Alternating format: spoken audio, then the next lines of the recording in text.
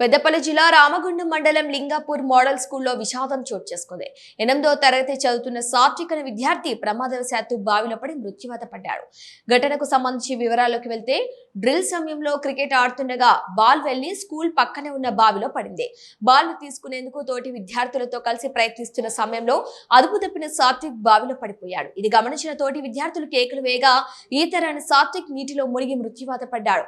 ఘటనా స్థలానికి చేరుకున్న రామగుండం పోలీసులు బావిలో నుంచి విద్యార్థి మృతదేహాన్ని బయటకు తీసి కేసు నమోదు చేసుకుని దర్యాప్తు చేపట్టారు.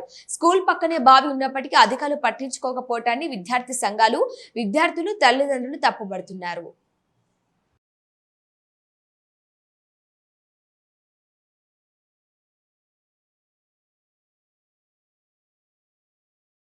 గోడ దిగి ఇటు వస్తుంటా అంటే ఎందుకు గోడ దొరుకుతారా అని చెప్పి వీళ్ళు వేసుకుంటా నేను వస్తుంటా అంటే ఆల్రెడీ కింద బాల్ కోసం పడ్డారు సార్, రండి సార్ పీటీ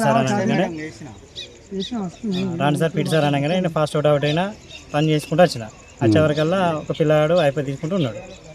వెంటనే బాయిలో దిగి నా కాలు పట్టుకొని అతను పైకి ఎక్కించిన. అది వరకు ఇంకో పిల్లగాడు పడిపోయాడట. పడిపోతే అతను కనపడలేదు. వెంటనే ముగ్గురు పిల్లలు ఒక పేరెంట్ దిగారు, సెర్చ్ చేసినా కానీ కనిపించలేదు. తెలంగాణ మోడల్ స్కూల్లో ఈ పాఠశాల యొక్క కేవలం ప్రిన్సిపల్ నిర్లక్ష్యపూరిత వైఖరితో, నిర్లక్ష్యపూరిత క్యారెక్టర్తోని ఒక విద్యార్థి కారణమేండు. ఒక నిండు ఒక పసి పిల్లాడు పాప అనిపిస్తే చూస్తే ఆ ప్రిన్సిపల్ నిర్లక్ష్యంతో కేవలం గోడ బాలు పడ్డాయని చెప్పి పేరు. ఒక విద్యార్థి పోతే ఆ విద్యార్థి తప్పవుతుంది. ఇంకా ముగ్గురు విద్యార్థులు గోడ దునికి వేయరు, బాలు కోసం వేయరు. అంటే ఇక్కడ పాఠశాల నిఘా ఏమైంది, కరువు ఏమైంది, వాళ్ళు ఎవరు పీటీ కానీ సూపర్వైజర్ కానీ ఎవరు లేరు ఇక్కడ. మా డిమాండ్ ఏంటంటే సార్, ఆ ప్రిన్సిపల్ సస్పెండ్ చేయాలి, ఆ పీటీ చర్యలు తీసుకోవాలి, ఆ బాధ్యత విద్యార్థి కుటుంబాన్ని న్యాయం చేయాలి.